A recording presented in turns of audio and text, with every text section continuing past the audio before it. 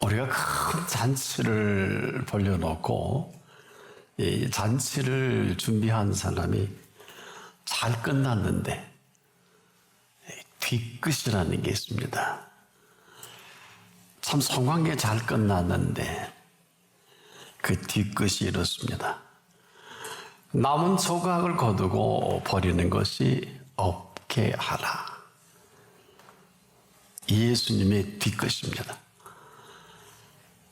어떻게 들어보면 괜찮은 실적 같기도 하고 어떻게 들어보면 아닌 것 같기도 하고 그런데요, 아마 전 세계인들이 오병이어의 베스다 사건을 모르는 사람은 거의 없을 겁니다. 그런데 이 본문이 마태나 마가나 누가복음에는 없어요.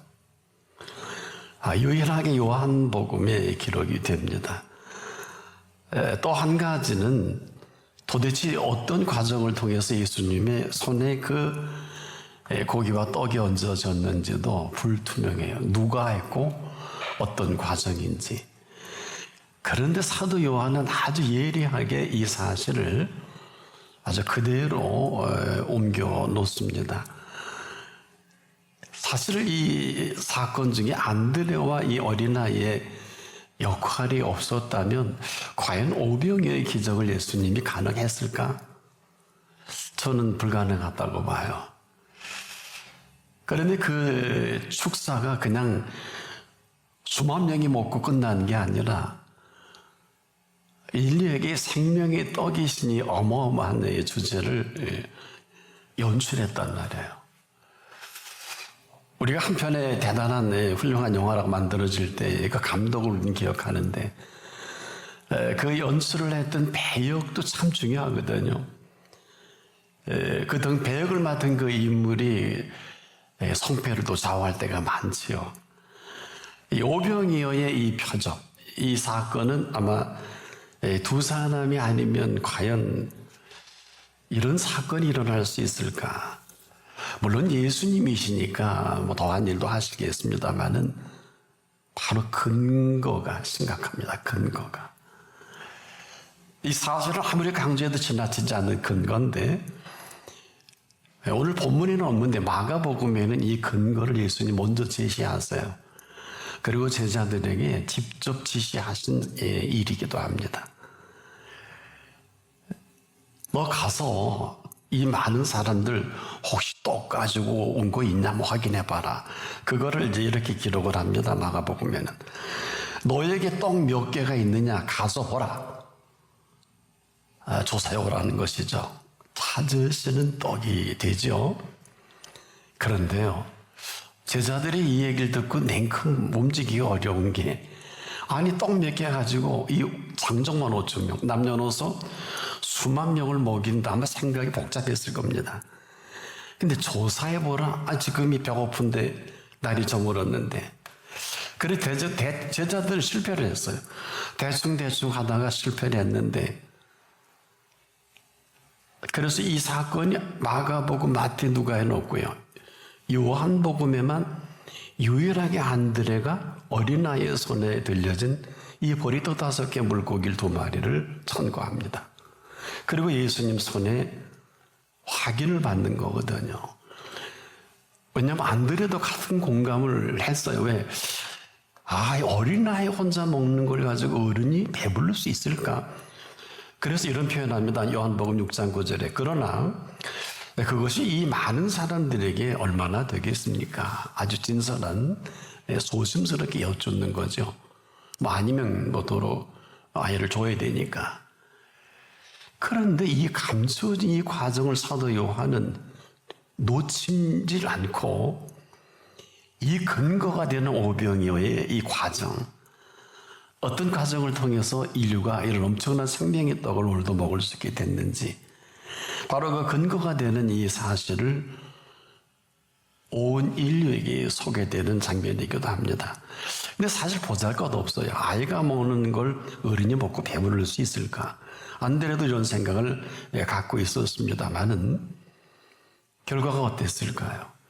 바로 이런 엄청난 이 팩트, 이 사실이 근거가 되고, 이 근거가 이 본문의 장정만 5천명 수만 명을 먹일 수 있는 근거가 됩니다.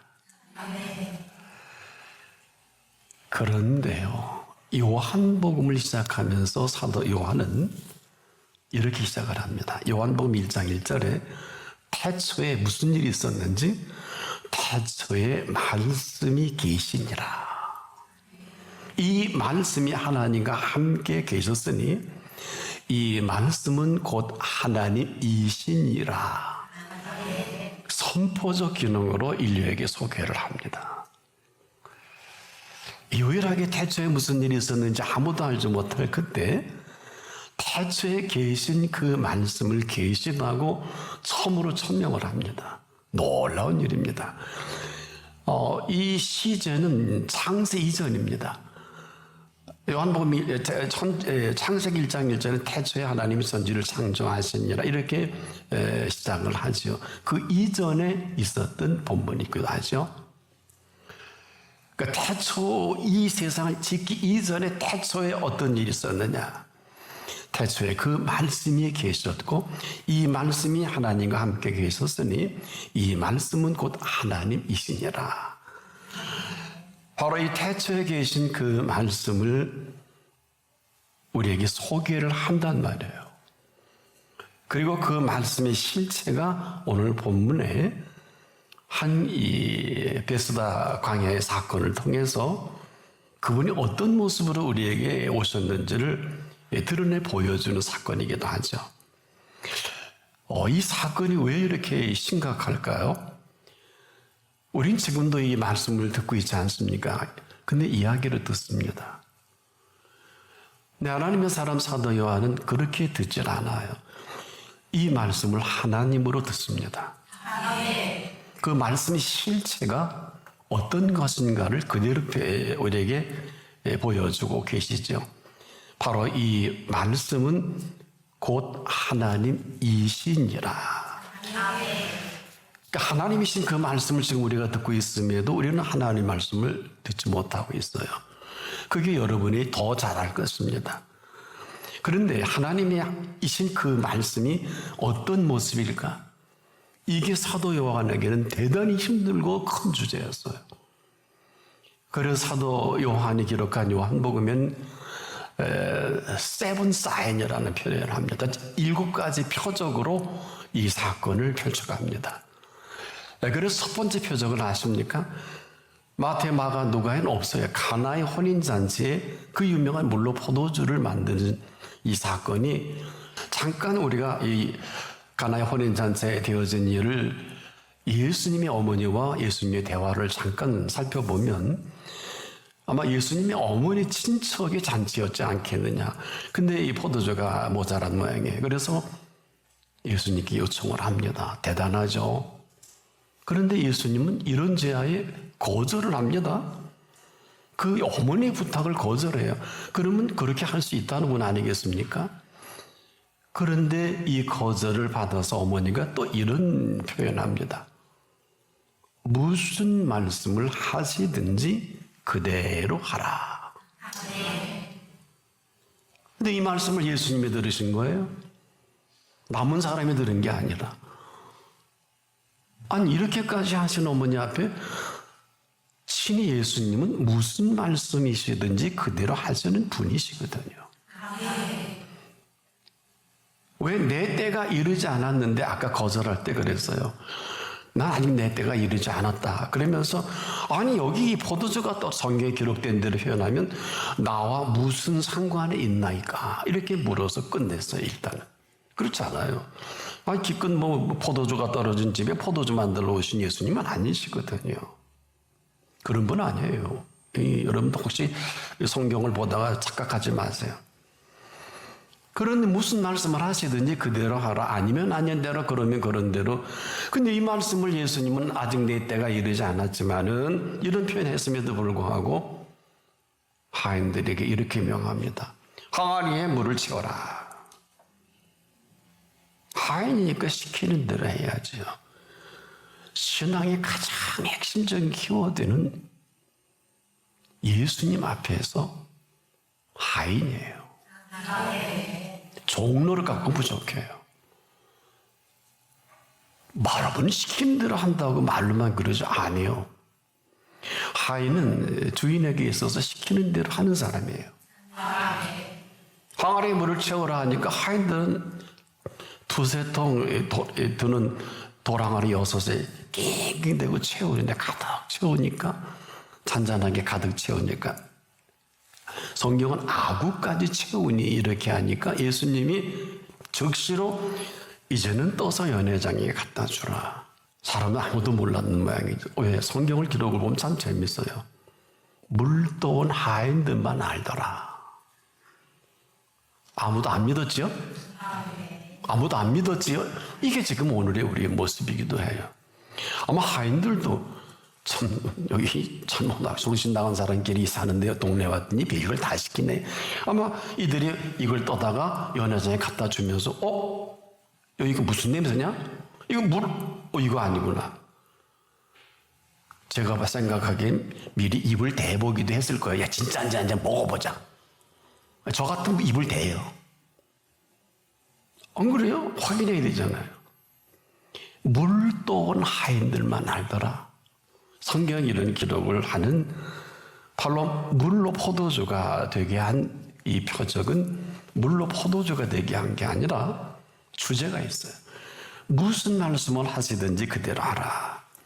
이걸 사도 요한은 마태도 기록하지 않고 마가도 누가도 기록을 하지 않는 이 기록을 애써 기록을 그것도 첫 번째 표적으로 이적 미라클하고 사인은 다릅니다. 여러분 착각하지 마세요. 이 표적을 첫 번째로 소개하면서 태초에 말씀이 계시니라 이 말씀이 하나님과 함께 계셨으니 이 말씀은 곧 하나님이시니라 하는 사건을 확인합니다. 바로 그 말씀의 실체께서 이 어린아이가 먹고 혼자 배부를 만한 이러한 보리또 5개 물고기 2마리가 안드레의 손에 의해서 예수님 손에 얹어질 때 생명의 떡이 되게 하신 것입니다.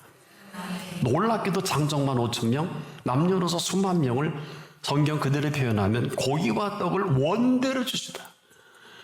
응답은 원대로 왔는 거예요. 원대로 배불리 먹게 하신 생명의 떡이신 예수님을 인류에게 보여주신 사건이에요. 근데 안타깝게도 그 많은 사람들이요. 그렇게 배불리 먹고 배가 부른 까닭일까요? 배부른 소리 합니다. 배가 불러서 배부른 소리 하는 게 맞는데 이가 먹은 배부르게 한 떡은 농사 지은 떡이 아니에요. 아시겠어요? 그러면 농사 지은 떡이 아닌 것을 먹은 소리를 해야 되는데 떡하는 생명의 떡을 먹고 나서도 실컷 배부르니까 임금 삼으려는 생각을 갖고 있었던 몽땅. 본문 맨 끝절에 뭐라 그래요? 저들이 임금 삼으려는 줄 아시고 얼른 예수님이 자리를 뜨시죠. 어떤 생각이 드세요? 이건 실패한 영화입니다. 실패한 사건이에요. 예수님이 피하셨잖아요. 그리고 남은 것은 남은 조각을 거두고 버리는 것이 없게 하라. 어떤 생각이 드세요? 이게 남은 조각일까요? 얼마나 소중히 여기셨으면 버리는 것이 없게 하라 하셨을까? 조금씩 다르죠? 이 남은 조각은 남은 조각이 아니라 그 수만 명을 먹인 생명의 떡입니다. 그 말씀으로 저들의 줄인 배를 채우셨음에도 고기와 떡을 배불리 먹고 고기와 떡이 어떤 떡인지도 전혀 알지 못하는 이 사람들. 그래서 장사가 지금 실패를 했어요. 남은 게요, 다 임금 삼으려고 되어버린 사람뿐이고 남는 건 남은 조각과 이제 이들도 또 버리려고 했던 모양이죠. 그래서 사도 요한은 이것을 놓치지 않고 기록을 합니다. 남은 조각을 거두고 버리는 것이 없게 하라. 우리가 마태복음 15장 21절로 28절에 여러분이 잘 아는 수로보니게 조석 가나안 여인이 등장하죠. 그녀의 딸이 흉악히 귀신 들려 아마 죽음에 임박했을 때 생명을 걸고 예수님을 찾지요. 4번의 거절을 당할 때 이런 거절까지 당합니다. 자녀의 떡을 죄어서 개들에게 던짐이 마땅치 않다. 마땅치 않은 거예요. 예수님 보시기에 우리가. 근데 이 여인 얼마나 심각하냐면 주님 옳습니다.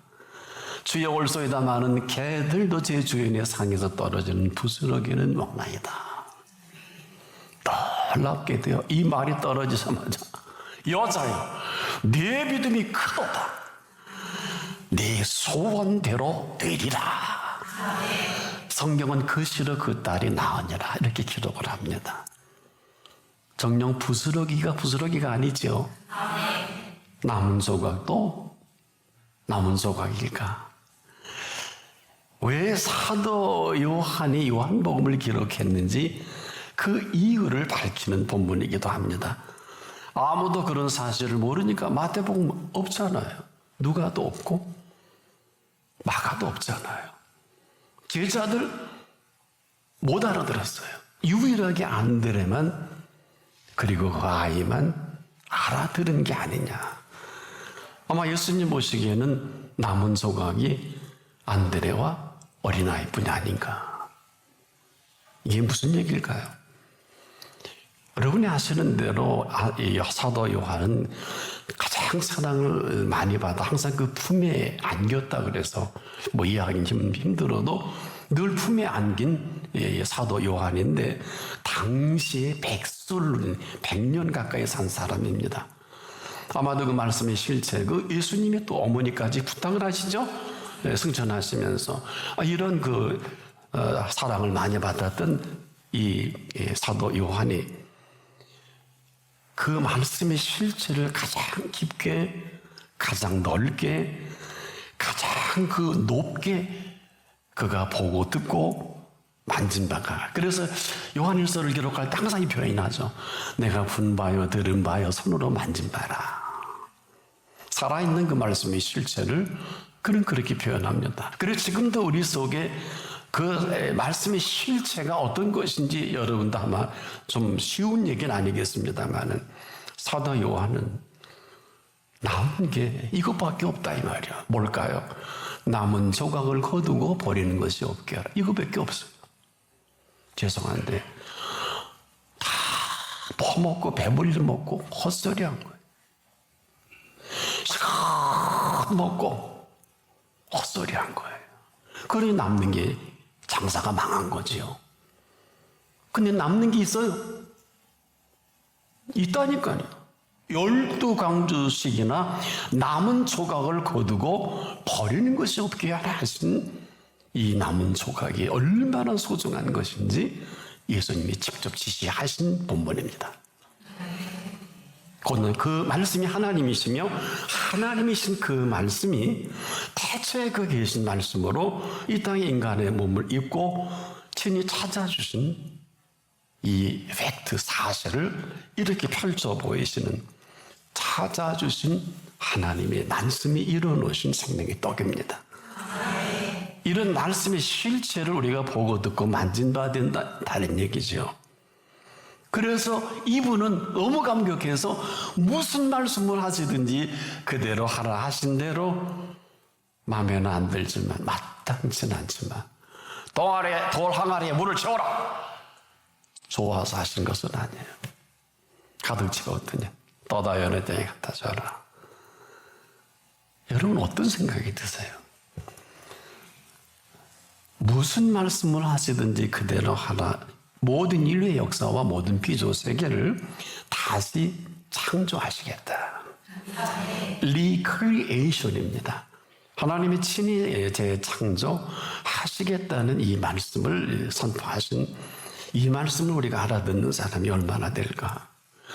지금도 그 살아계신 말씀의 실체와 실체의 실상과 증거가 있어요. 그래서 우리가 지금 그 말씀이 지어놓으신 그 모든 세계를 지금도 그대로 드러내 보이시고 싶으셔서 오늘 이 자리를 우리를 초청해 주신 것입니다. 왜? 분명한 목적이 있어요. 무슨 목적이 있을까? 새로운 피조 세계를 우리에게 소개해 주시는 누구든지입니다. 누구든지 그리스도 안에 있으면 새로운 피조물이라. 이전 것은 지나갔으니 보라 새 것이 되었도다. 고린도후서 5장 17절이 어떻게 들리세요?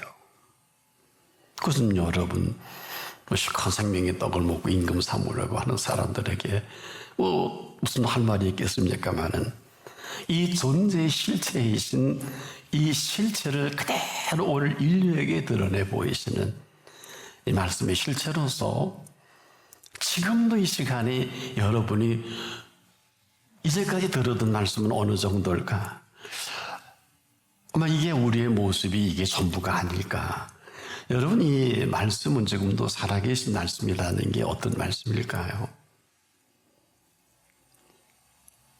어떤 말씀일까요? 자, 태초에 말씀이 계시니라. 그 말씀이 하나님과 함께 계셨으니 이 말씀은 곧 하나님이시니라. 그러면 이 말씀이 들려올 때 말씀만 들려지는 게 아니라 살아계신 하나님이 우리에게 살아계심을 드러내 보이시는 시간이죠. 이건 좀 다른 얘기예요. 그래서 이분은 도대체 너 나 아냐? 너 내가 못할 게 뭐 있니? 이렇게 늘 물으시는 거예요. 근데 우리는 글쎄요 하고 이렇게 앉아있는 거 아닐까요? 아니 내가 못할 게 뭐 있냐고 묻고 있지 않냐? 이걸 정리한 게 사람으로는 할 수 없으되 하나님으로는 그렇지 아니하니 하나님으로서는 다 하실 수 있느니라. 바로 이 말씀이 곧 하나님이시라는 것입니다. 이걸 사도 요한은 놓치기 싫은 거예요. 왜? 수많은 사람들이 말씀을 듣고 벤치마킹하고 이걸 이용해서 자기 삶에 편리하게 써먹을 줄 압니다. 보세요. 생명을 떡을 먹고도 임금 삼으려고 하잖아요. 아니 먹고 배부르니까 헛소리한 거 아니냐. 이 얘기를 못 알아들은 거예요. 남은 게 남은 조각뿐이라는 거예요. 그래서 소중히 여기지 못하는 제자들과 뭐 듣든 말든 절대로 남은 조각을 거두고 버리는 것이 없게 하라 명하신 거 아닙니까? 남은 조각이 뭐예요? 깊이 생각하세요. 깊이 생각하세요. 예수님은 베세다강에서 실패하셨다니까요. 남은 조각밖에 없어요. 다 먹고 헛소리합니다. 보세요. 시큰 생명의 떡을 먹었더니 임금 삼으려고 한다고? 그러니 예수님이 축제를 해야 되는데 자기를 억지로 잡아 임금 삼으려는 줄 아시고 다시 혼자 산으로 떠나가시니라.